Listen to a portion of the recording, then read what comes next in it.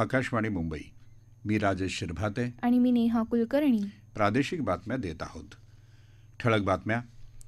शिवसेनेच्या दोन्ही गटांनी विविध मुद्द्यांवर दाखल केलेल्या याचिकांची सुनावणी येत्या 14 फेब्रुवारीपासून. अधिकारी आणि कर्मचाऱ्यांच्या वेतनातल्या त्रुटी दूर करण्यासाठी राज्य वेतन सुधारणा समितीचा अहवाल राज्य शासनाने स्वीकारला. G20 परिषदेच्या बैठकीच्या पार्श्वभूमीवर पुण्यात तयारी सुरू. महाराष्ट्र ऑलिम्पिक क्रीडा स्पर्धांमध्ये ठाण्याच्या जलतरणपटूंची 4 सुवर्णपदकांवर मोहोर. आणि भारत आणि श्रीलंका यांच्यातल्या एकदिवसीय क्रिकेट मालिकेतला पहिला सामना गुवाहाटीत सुरू. भारताच्या सलामीच्या जोडीची नाबाद शतकी भागीदारी. राज्यातल्या सत्ता संघर्षावर 14 फेब्रुवारीपासून सलग सुनावणी होणार आहे. या संदर्भात आज झालेल्या सुनावणीत सरन्यायाधीश न्यायमूर्ती धनंजय चंद्रचूड यांनी ही माहिती दिली. शिवसेनेच्या ठाकरे गटाने हे प्रकरण 7 न्यायमूर्तींच्या पीठाकडे सोपवण्याची मागणी केली आहे. शिवसेनेत बंड, विधानसभा अध्यक्षांची निवड, राज्य सरकारवरचा विश्वासदर्शक ठराव, 16 आमदारांच्या अपात्रतेचा मुद्दा यावरून ठाकरे आणि शिंदे गटाकडून याचिका दाखल करण्यात आल्या आहेत. राज्य सरकारनं अधिकारी आणि कर्मचाऱ्यांच्या वेतनातल्या त्रुटी दूर करण्यासाठी राज्य वेतन सुधारणा समितीचा अहवाल स्वीकारला आहे. मुख्यमंत्री एकनाथ शिंदे यांच्या अध्यक्षतेखाली मंत्रालयात झालेल्या मंत्रिमंडळ बैठकीत आज हा निर्णय झाला. बक्षी समितीच्या अहवालाचा दुसरा खंड राज्य सरकारनं स्वीकारल्यानं अनेक पदांच्या वेतनातल्या त्रुटी दूर होणार आहेत. अधिकारी आणि कर्मचाऱ्यांना याचा लाभ मिळेल. महानगरपालिकांच्या नामनिर्देशित सदस्यांच्या संख्येत सुधारणा करायलाही मंत्रिमंडळानं मान्यता दिली. पशुधनाची रस्त्यावरून वाहतूक करण्यासंदर्भातल्या गुन्ह्यात आता कैदेऐवजी दंडाची तरतूद करायलाही सरकारनं मान्यता दिली. महाराष्ट्र शासनासाठी जनहिताय सर्वदा या घोषवाक्यही सरकारनं आजपासून स्वीकारलं आहे. देशभरातल्या विधिमंडळ सचिवांच्या परिषदेचं आज जयपूरमध्ये आयोजन करण्यात आलं आहे. लोकसभा आणि राज्यसभेच्या महासचिवांसह विविध राज्यांच्या विधिमंडळाचे सचिव यात सहभागी झाले आहेत. तंत्रज्ञानाचा अधिकाधिक वापर करून विधिमंडळाच्या कामकाजात सुलभता आणण्याची गरज राज्यसभेचे महासचिव PC मोदी यांनी व्यक्त केली. गेल्या 4 सत्रांमध्ये राज्यसभेत 74% आणि हिवाळी अधिवेशनात 102% काम झालं, असं ते म्हणाले. विधिमंडळाची कार्यक्षमता वाढवण्यासाठी अनेक नवनवीन उपक्रम राबवले जात असल्याची माहिती त्यांनी दिली. लोकसभेतल्या खासदारांना मदत करण्यासाठी लोकसभा सचिवालयानं देशातल्या महत्त्वाच्या संस्थांसोबत सहकार्य करार केल्याचं लोकसभेचे महासचिव उत्पल कुमार सिंग म्हणाले. विधिमंडळाचे अध्यक्ष आणि सभापतींची 83वी परिषद उद्यापासून राजस्थान विधिमंडळात सुरू होणार आहे. त्या पार्श्वभूमीवर या परिषदेचं आयोजन करण्यात आलं होतं. जागतिक हिंदी दिवस आज साजरा होत आहे. परदेशात हिंदी भाषा वापराला प्रोत्साहन देण्याच्या उद्देशानं हा दिवस साजरा केला जातो. 2006 साली आजच्याच दिवशी नागपुरात पहिलं विश्व हिंदी संमेलन आयोजित करण्यात आलं होतं. तेव्हापासून हा दिवस हिंदी दिवस म्हणून साजरा करतात.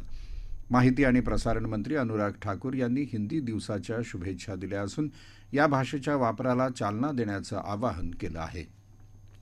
सुमंगलम पंचमहाभूत लोकोत्सवातून पर्यावरण रक्षणाच्या चळवळीचा प्रारंभ होईल आणि हा लोकोत्सव यशस्वी करण्यासाठी महाराष्ट्र शासन सर्वतोपरी सहकार्य करेल, असं मुख्यमंत्री एकनाथ शिंदे यांनी म्हटलं आहे.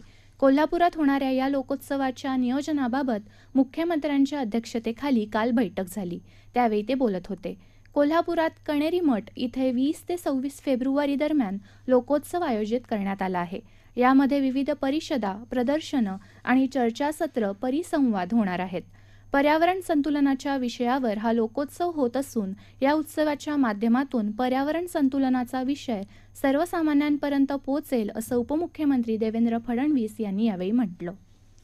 राजभवनात काल झालेल्या एका कार्यक्रमात राज्यपाल भगतसिंग कोश्यारी यांच्या हस्ते आयुर्वेद शिरोमणी पुरस्कार प्रदान करण्यात आले. राज्यात 80 आयुर्वेद महाविद्यालय असून आयुर्वेद महाविद्यालयांच्या विकास आणि नियंत्रणासाठी राज्यानं एक स्वतंत्र आयुर्वेद विद्यापीठ तयार करावं, अशी मागणी आयुर्वेदाचार्य वैद्य देवेंद्र त्रिगुणा यांनी पुरस्कार स्वीकारल्यानंतर केली. त्यांच्याबरोबर प्राध्यापक वैद्य राकेश शर्मा यांनाही यावेळी पुरस्कार प्रदान करण्यात आला. देशाच्या उत्तर भागात थंडीची लाट आली असून राजधानी दिल्लीसह उत्तर प्रदेश आणि मध्य प्रदेशातही थंडीची लाट आहे. राज्यातही तापमानात मोठी घट झाली असून नाशिक जिल्ह्यात 7.6 अशा किमान तापमानाची नोंद झाली आहे. निफाडमध्ये 5 अंश सेल्सिअस तर ओझरमध्ये 4.9 अंश सेल्सिअस इतकं किमान तापमान नोंदलं गेलं. अहमदनगरमध्ये गेल्या 2 दिवसांपासून कडाक्याची थंडी पडली आहे. धुक्यासह आलेल्या या थंडीमुळे पिकांवर मावा, बुरशी यासारखे रोग पडलेले आढळून येत आहेत. धुळ्यात 5.5, बारामती 8.3 तर जालना आणि परभणीमध्ये 10 अंश सेल्सिअस तापमानाची नोंद झाली आहे.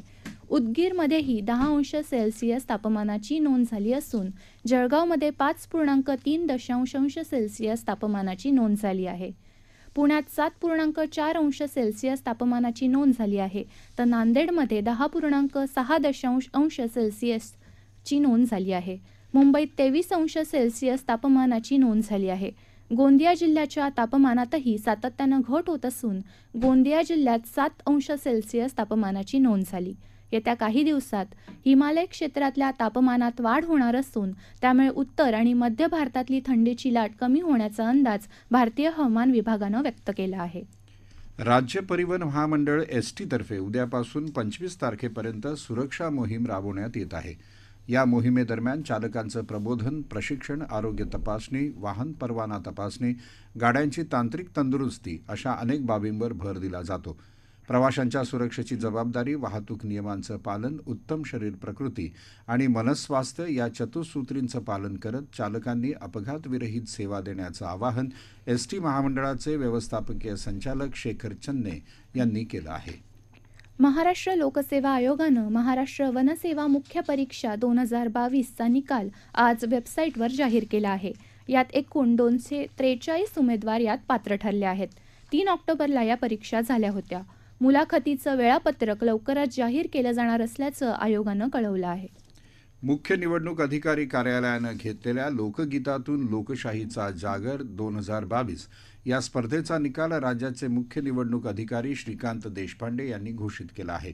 या स्पर्धेत एकल गटांतर्गत स्नेहा मेश्राम पुणे यांना प्रथम, प्रिया माकोडे यवतमाळ द्वितीय तर बाळू बनसोडे सोलापूर यांना तृतीय पारितोषिक मिळालं आहे. या प्रादेशिक बातम्या आकाशवाणीच्या मुंबई केंद्रावरून देत आहोत. पुण्यात येत्या 15 आणि 16 जानेवारीला होणाऱ्या G20 परिषद बैठकीच्या पार्श्वभूमीवर जय्यत तयारी सुरू आहे. पुण्याचे पालकमंत्री चंद्रकांत पाटील यांनी काल शहरातल्या तयारीचा आढावा घेतला. पुढच्या आठवड्यात होणाऱ्या बैठकीसाठी विविध 38 देशांचे अंदाजे 200 प्रतिनिधी पुण्यात येणार आहेत.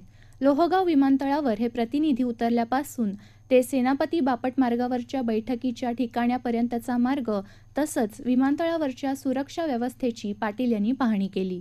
सर्व शासकीय यंत्रणांनी परस्पर समन्वय ठेवून या बैठकांचं आयोजन यशस्वी करावं अशा सूचना दिल्या.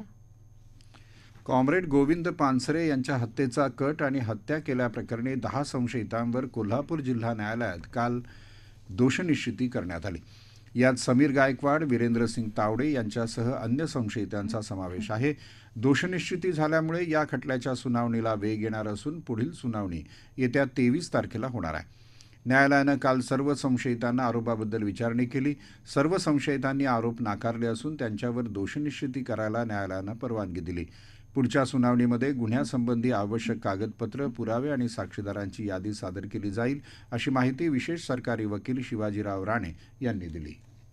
यंदाच्या ऑस्कर पुरस्कारांसाठी पात्र होणाऱ्या 301 चित्रपटांची यादी अकादमी ऑफ मोशन पिक्चर्सनं आज जाहीर केली. त्यात देशातल्या Gangubai Kathiawadi, Kantara, the Kashmir files, छेल्लो show, last film show, Rocketry, jungle cry आणि इराविन निझल या चित्रपटांचा समावेश आहे. देशासाठी ही अभिमानाची बाब असल्याची प्रतिक्रिया माहिती आणि प्रसारण मंत्री अनुराग ठाकूर यांनी दिली आहे. महाराष्ट्र राज्य ऑलिम्पिक क्रीडा स्पर्धांमध्ये ठाण्याच्या जलतरणपटूंनी आज उत्तम कामगिरी करत छाप उमटवली.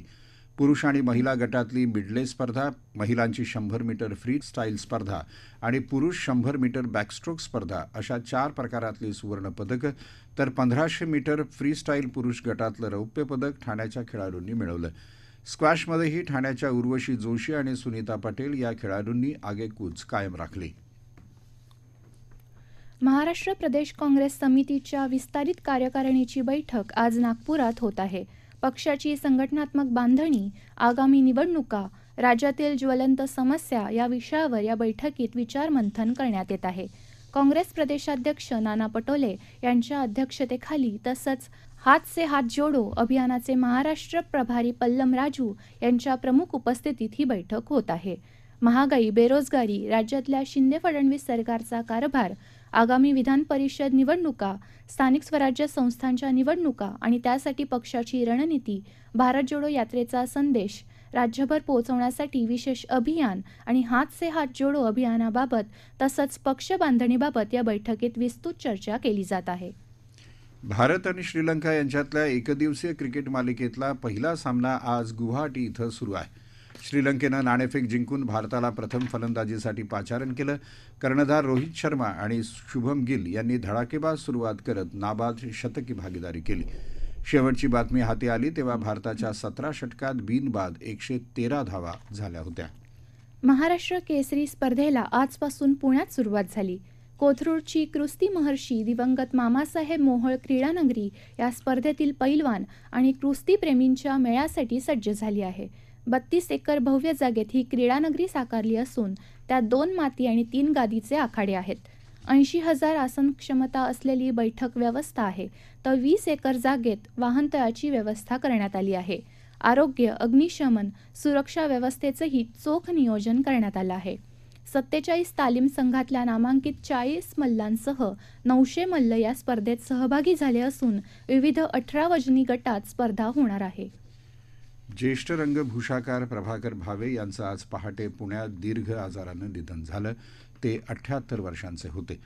रंगभूषाकार म्हणून सुमारे 55 वर्षांच्या कारकिर्दीत राज्यातल्या सर्व नावाजलेल्या नाट्यस्पर्धांशी रंगभूषाकार म्हणून त्यांचा संबंध राहिला. मुखवटे तयार करण्यात त्यांचा हातखंडा होता. त्यांनी लिहिलेल्या रंगभूषा या पुस्तकाचं प्रकाशन पु ल देशपांडे यांनी केलं होतं. या पुस्तकाला राज्य सरकारचा त्या वर्षीचा उत्तम साहित्य कृतीचा पुरस्कार मिळाला होता. प्रभाकर भावे यांच्या पार्थिवावर वैकुंठ स्मशानभूमीत अंत्यसंस्कार करण्यात आले. मुंबईत बेस्ट उपक्रमाच्या ताफ्यात जानेवारी अखेरपर्यंत 5 डबल डेकर बसेस दाखल होणार आहेत, तर फेब्रुवारी अखेरपर्यंत आणखी 25 AC डबल डेकर बस सेवेत येणार असल्याची माहिती बेस्ट उपक्रमाचे महाव्यवस्थापक लोकेश चंद्र यांनी दिली. बेस्ट उपक्रमाच्या ताफ्यात सध्या 45 डबल डेकर बसेस आहेत.